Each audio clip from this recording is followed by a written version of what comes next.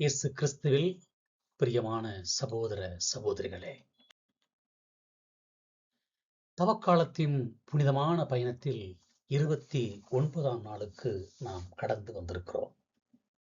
நமது மனமாற்ற பயணத்தின் இந்த முக்கிய பகுதியில் நாம் கடவுளின் மறக்க முடியாத உடன்படிக்கையையும் தந்தையின் திருவுளத்தை நிறைவேற்றும் மகனின் பணியையும் குறித்து நாம் தியானிக்க இன்று அழைக்கப்படுகிறோம். இந்த இறைவார்த்தைகள் ஏசாயா 49 அதிகாரம், யோவான் செய்தி 5 அதிகாரம் 17 முதல் 20.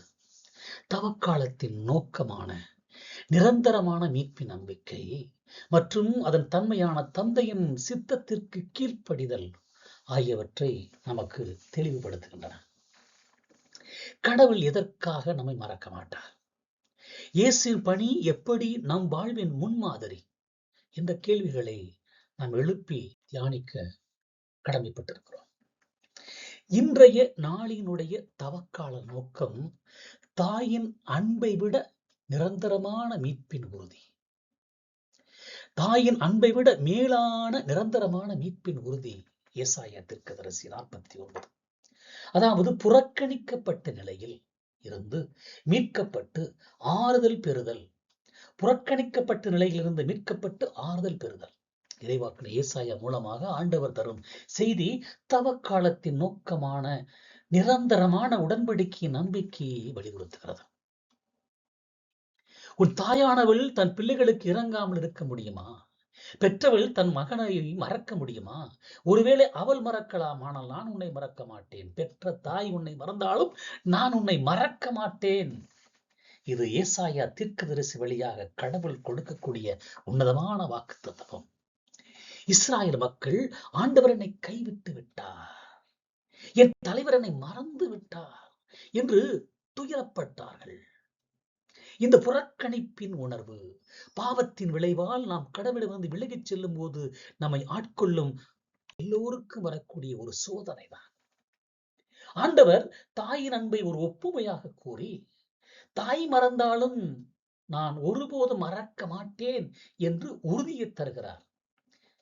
இதோ உன் உருவத்தை என் கைகளில் பொறித்துள்ளேன். ஏசாயா 49:16. நாம் மறக்க முடியாத அளவுக்கு கடவுளால் அன்பு செய்யப்படுகிறோம் என்பதை எப்பொழுதாவது உணர்ந்திருக்கிறோமா? நம்முடைய தவக்கால நோக்கம் என்ன? நமது பாவங்கள் மற்றும் தவறுகளால் நாம் புறக்கணிக்கப்பட்ட உணர்வுக்கு ஆளாகி இருக்கிறோம். ஆளாகி இருந்தாலும் கில்ட் கான்சியன்ஸ் என்று சொல்லுகிறோம். கடவுளின் முழுமையான அன்பை நம்புவதை அதன் வழியாக நாம் மீட்கப்படுகிறோம். நமது விசுவாசத்தை விட்டு விலகிச் சென்றவர்கள் மீட்கப்படுவார்கள். இருளில் இருப்பவர்கள் ஒளியை காண்பார்கள். இந்த அன்பு நம்மை மனமாற்றம் செய்ய தூண்டுகிறது. ஏசாயா 49:9. இந்த தவக்காலத்துடைய தன்மை என்ன? தந்தையின் திருவுளத்திற்கு கீழ்ப்படிந்த மகனை அடையாளப்படுத்துகிறது. சுய இச்சையை விட்டுவிட்டு இறைவனின் பணியை செய்ய நாம் அழைக்கப்படுகிறோம். இன்று நாம் செய்யக்கூடிய பணி என்று சொல்லக்கூடிய வார்த்தைகள் எல்லாம் சுயநல லாபம், சுய இன்பம், தற்பெருமை. இயேசு கிறிஸ்து ஓய்வு நாளில் ஒருவரை குணமாக்கியதற்காக யூதர்கள் அவரை கொலை செய்ய தேடிய போது, தமது பணியை பற்றி பேசிய போது தவக்காலத்தின் சரியான தன்மையை நமக்கு உணர்த்துகிறது. என் தந்தை இந்நாள் வரை வேலை செய்து வருகிறார், நானும் வேலை செய்து வருகிறேன். தந்தை செய்வதை மகன் பார்த்தாலின்றி தாமாக எதையும் செய்ய முடியாது. ஏனெனில் தந்தை எவற்றை செய்கிறாரோ அவற்றை மகனும் செய்கிறார். தந்தையை பார்க்கிற விரும்புகிறவர்கள் மகனை பார்க்கிற போது தந்தையை பார்க்கிறார்கள் என்கிற வாக்கு தத்துவத்தை கொடுக்கிறார். இது பணியினுடைய தந்தையினுடைய பணியினுடைய தொடர்ச்சி. கடவுள் ஓய்வு நாளில் கூட படைத்தலை பராமரிக்கும் வேலையை தொடர்கிறார். இயேசுவும் அந்த பணியை தொடர்கிறார். இது கடவுளுக்கும் மகனுக்கும் உள்ள பிரிக்க முடியாத ஆழமான உடன்படிக்கையின் உறவை வெளிப்படுத்துகிறது. இயேசு கிறிஸ்து தந்தையை பார்த்தது மட்டுமின்றி தாமாக எதையும் செய்யவில்லை. அவருடைய எல்லா செயல்களும் தந்தையின் திருவுளத்தை காட்டுகின்றன. இயேசுவின் பணி தன்னலமற்று தந்தையின் திருவுளத்திற்கு கீழ்ப்படிவதில் மிக சிறந்த எடுத்துக்காட்டு.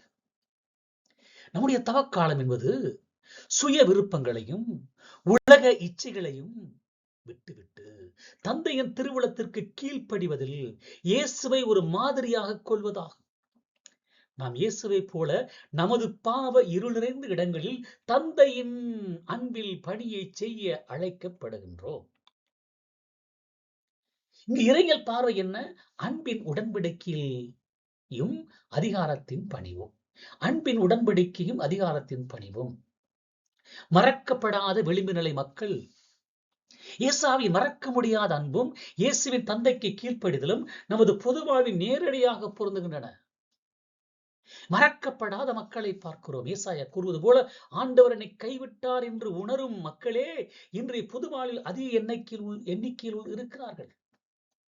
ஏழைகள், ஒடுக்கப்பட்டோர், விளிம்பு நிலையில் சமூகத்தினர், அகதிகள் ஆகியோரும் அரசாங்கத்தாலும் செல்வந்தர்களாலும் மறக்கப்பட்டவர்களாகவோ கைவிடப்பட்டவர்களாகவோ அவர்கள் உணர்வதை பார்க்கிறோம். அடிமைகள், முதியோர்கள், பெற்றோர்களால் கைவிடப்பட்ட குழந்தைகள், இப்படி எத்தனையோ பேர் கைவிடப்பட்ட நிலையில் உணர்ந்து என்னை யாரும் கவனிக்க யாரும் இல்லை, பார்ப்பார் யாரும் இல்லை, இன்றைய பாவத்திலே கொடிய பாவம் கண்டும் காணாதன்மை, இக்னோரிங் த பர்சனாலிட்டி. பொது வாழ்வில் அதிகாரத்தில் இருப்பவர்கள், தலைவர்கள், நிர்வாகிகள், சபை தலைவர்கள் இன்றைய காலகட்டத்திலே தங்களுடைய சுய விருப்பங்களை, சுயநலம், ஊழல் இவைகளை விட்டுவிட்டு தந்தையின் நீதியையும் அன்பையும் அடையாளமாக கொண்ட திருவுளத்திற்கு கீழ்ப்படிந்து சேவை செய்ய வேண்டும். நம்முடைய தவக்கால பணி என்ன? இந்த நாளிலே கைவிடப்பட்டவர்களை, மறக்கப்பட்டவர்களை, அல்லது புறக்கணிக்கப்பட்டவர்களை, ஒதுக்கப்பட்டவர்களை, ஓரம் கட்டப்பட்டவர்களை, அவதூறு சொல்லி ஒதுக்கியவர்களை நோக்கி சென்று தேடி சென்று அவர்களை கடவுளின் அன்பின் கைகளில் ஒப்படைப்பது, கடவுளின் கைகளில் அவர்கள் பொறிக்கப்பட்டவர்கள் என்று உணர்த்த வேண்டும். நாம் தந்தையின் திருவுளத்தை நிறைவேற்றும் போது சமூகத்தில் நீதி, அன்பும் மற்றும் உயிரளிக்கும் வாழ்வின் அற்புதங்கள் வெளிப்படும். இறுதியாக